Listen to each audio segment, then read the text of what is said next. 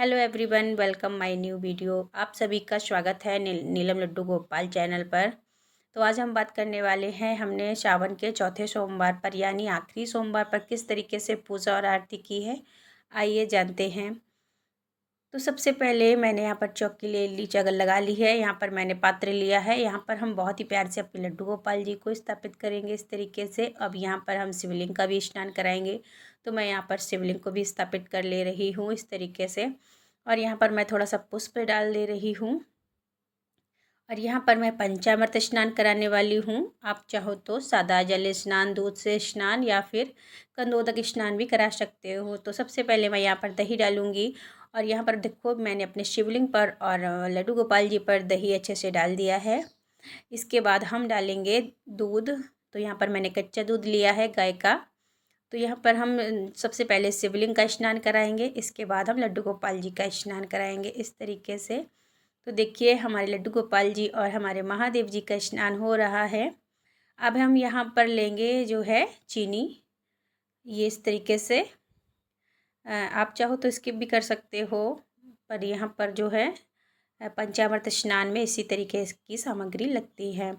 तो इसके बाद अब हम डालेंगे घी का स्नान, और घी बहुत ही ज़रूरी होता है स्नान में। तो यहाँ पर सबसे पहले हम शिवलिंग को घी चढ़ाएंगे, इसके बाद लड्डू गोपाल जी को।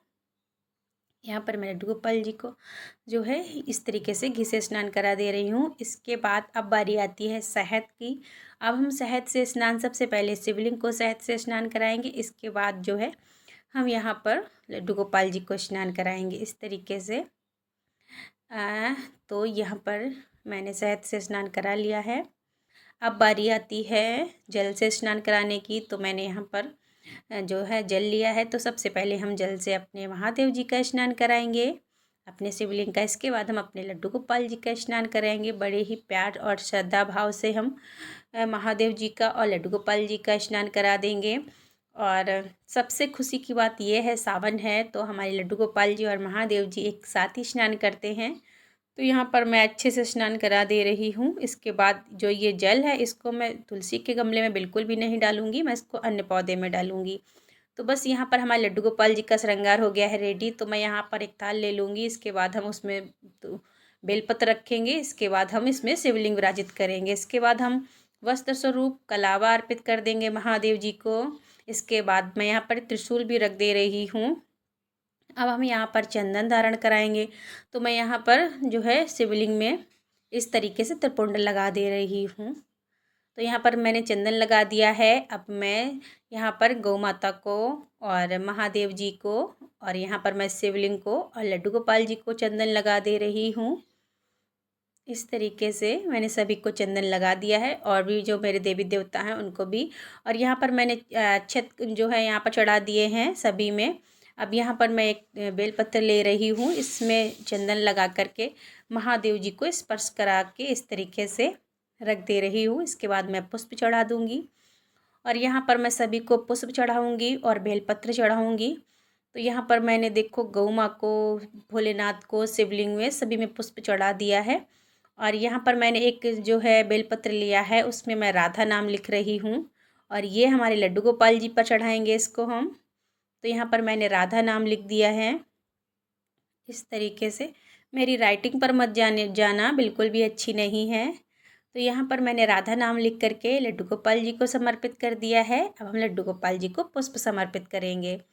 तो आज मुझे सिर्फ यही पुष्प मिले थे, तो फिर मैंने यही समर्पित किया है। अगर आप चाहो तो पीले या सफ़ेद पुष्प भी महादेव को अर्पित कर सकते हैं, धतूरा भी अर्पित कर सकते हैं।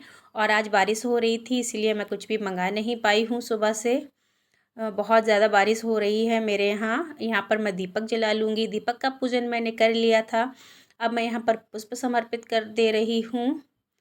और अब बारी आती है जो है ऋतुफल समर्पित करने की या फिर कुछ मीठा समर्पित करने की। तो यहाँ पर जो है मैं लड्डू गोपाल जी के लिए भोग भी रख दे रही हूँ और महादेव जी के लिए भोग। अब यहाँ पर हम जल रख देंगे। अब यहाँ पर देखो, मैं दक्षिणा रख दे रही हूँ, और अब मैं यहाँ पर जो है लड्डू गोपाल जी के पास जल रख दे रही हूँ। दक्षिणा इसलिए अर्पित करते हैं, हमारी पूजा में रही कमियों के लिए। दक्षिणा हमारी पूजा में रही कमियों को पूरा करती है। तो यहाँ पर मैं बहुत ही प्यार भाव से आरती कर लूँगी सभी की। तो सबसे पहले मैं गणेश जी की, लड्डू गोपाल जी की और महादेव जी की आरती करूँगी। इसके बाद मैं माता गायत्री की आरती करूँगी, क्योंकि मैं माता गायत्री की भी सेवा करती हूँ। तो यहाँ पर मैंने जो है आरती कर ली है और हमारी पूजा हो गई है समाप्त। तो यहाँ पर जो है मैं सभी से विनती कर लूँगी, अपनी पूजा में रही कमियों के लिए क्षमा मांग लूँगी। और आज के वीडियो में बस इतना ही। मिलते हैं अन्य किसी वीडियो में। तब तक के लिए राधे राधे, जय श्री कृष्णा, हर हर महादेव। अपना ख्याल रखिएगा और ऐसे ही हमारे वीडियो देखने के लिए मुझे सपोर्ट